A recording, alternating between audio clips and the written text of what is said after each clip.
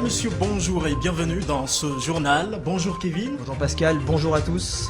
À la une de l'actualité, la précarité étudiante alimente encore les débats. Nos envoyés spéciaux se sont rendus dans une université à Nice. Leur reportage dans ce journal.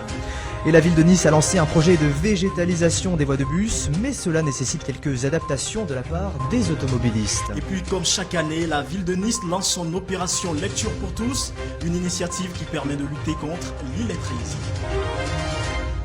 À nouveau, bonjour et bienvenue dans ce journal sur le DJTV. Une semaine après l'immolation d'un jeune étudiant de 22 ans devant le Crous de Lyon, la question de la précarité étudiante interroge. Jimmy Comte et Baptiste Palassin se sont rendus dans une université à Nice. Reportage. La précarité gagne du terrain chez les étudiants. Selon une étude de l'UNEF, 23% d'entre eux sont confrontés à d'importantes difficultés financières au cours de l'année. Je viens d'arriver dans la région, donc ça a été compliqué pour trouver un appart et tout. Donc vu que j'ai pas beaucoup de sous pour se loger, franchement c'est très compliqué. J'ai des difficultés. Actuellement même, je suis venu à la maison des étudiants au niveau des courses pour faire une demande de logement.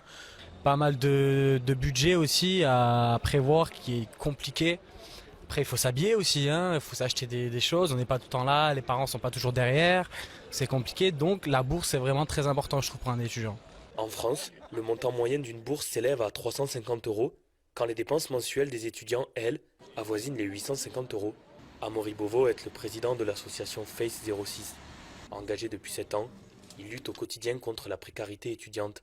À la Face 06, le projet dont nous sommes le plus fiers, c'est celui dans lequel nous nous trouvons. C'est ce projet qui s'appelle Agorae, qui est notre épicerie sociale et solidaire. Il y a plus de 200 bénéficiaires chaque année qui viennent se nourrir ici.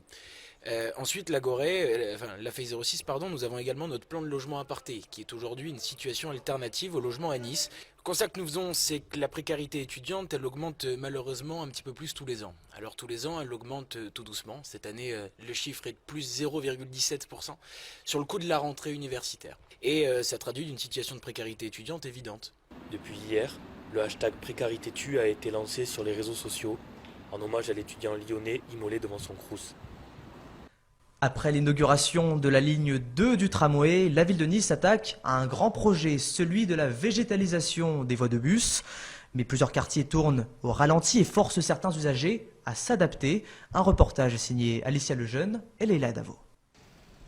Pendant que Nice s'engage à se mettre au vert, les usagers ont du mal à s'adapter.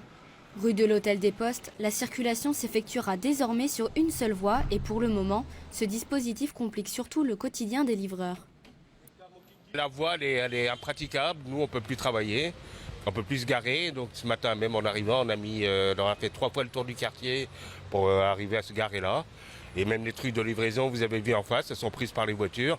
Donc c'est quand même, pour nous, c'est une galère.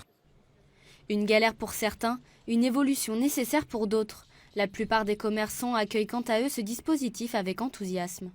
Non, je pense qu'il y a des détracteurs tout le temps. Après, c'est toujours 50% de contents, 50% de mécontents. Moi, je fais partie des contents. Même si effectivement, ça peut masquer un peu la façade, ou ça peut empêcher les livraisons, ou ça enlève la fluidité. Un problème de fluidité, effectivement, de circulation. Mais je crois que les gens doivent s'habituer à circuler, à vivre le centre-ville différemment. Et ça va tout dans le bon sens. Il faut se libérer un peu plus les espaces qui sont là et qui sont tout le temps obstrués. Le matin, quand j'arrive, je sens de l'air pur. Je ne sens plus de l'air pollué, gras comme avant. Voilà, c'est totalement différent. D'ici la fin de l'année, 2500 mètres carrés d'espaces verts auront remplacé 6 km de voies de bus. Le plan de végétalisation agit contre la pollution et pour la piétonisation du centre-ville. En attendant les 11 300 arbres prévus, il faudra supporter les travaux, déjà en cours dans une dizaine de rues. Le célèbre quai Cassini, qui jouxte le port de Nice, a été rebaptisé en quai Bonaparte. Une décision forte selon certains Niçois, mais qui, vous le verrez, n'a pas plu à tout le monde. Un reportage signé Claudia Olivier et Marie Bossard. C'est la polémique du moment sur le port de Nice. Le 20 octobre, le maire de la ville, Christian Estrosi, inaugurait le quai Napoléon Ier. Un nom qui ne plaît pas à tout le monde.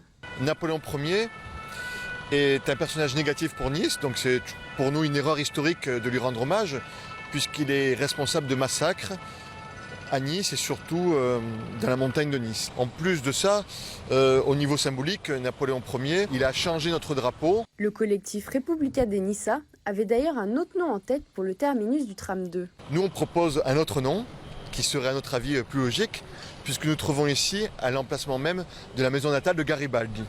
Donc on préférait appeler ce quai le quai Garibaldi. Un avis mitigé pour les commerçants et les habitués du port, qui dérivent entre incompréhension et véritable hommage. Il y a tellement peut-être de gens niçois qui mériteraient peut-être plus que Napoléon, à mon avis. Hein.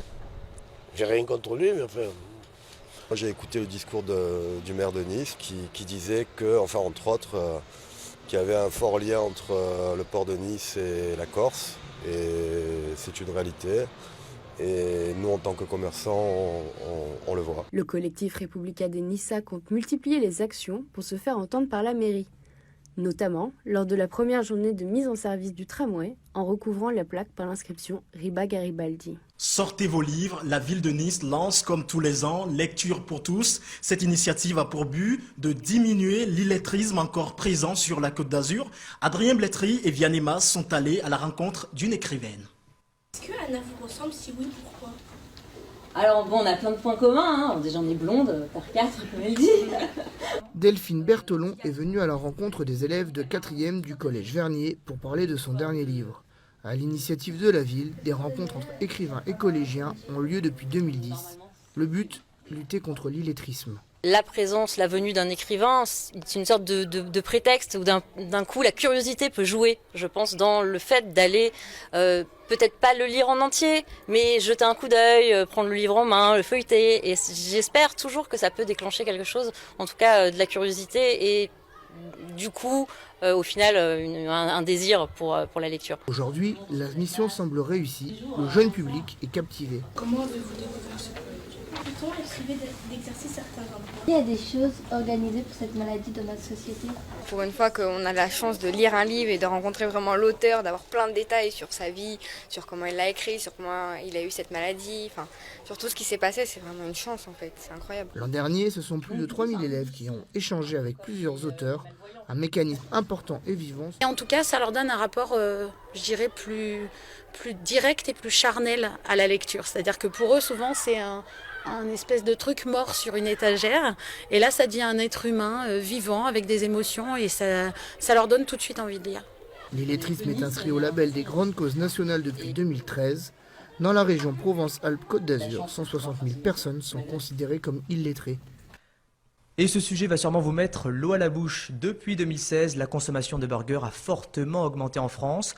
Aujourd'hui, ce sandwich si spécial est devenu un plat incontournable. Mais alors, pourquoi un tel succès? Élément de réponse. C'est l'histoire d'une success story. Celle de sandwich que l'on retrouve de plus en plus dans nos assiettes. Burger. Oui, vous avez bien entendu, il s'agit du burger. Les Français en raffolent. C'est vraiment bon. Ils en sont même les deuxièmes plus gros consommateurs au monde, derrière les États-Unis.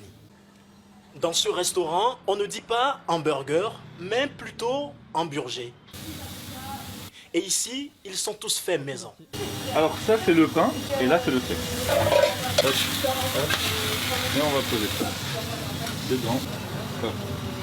Et voilà. En France, près de 1500 burgers sont consommés toutes les minutes et les jeunes en sont les plus gourmands. Bah déjà la viande, et puis ça mélange plusieurs aliments, donc c'est super.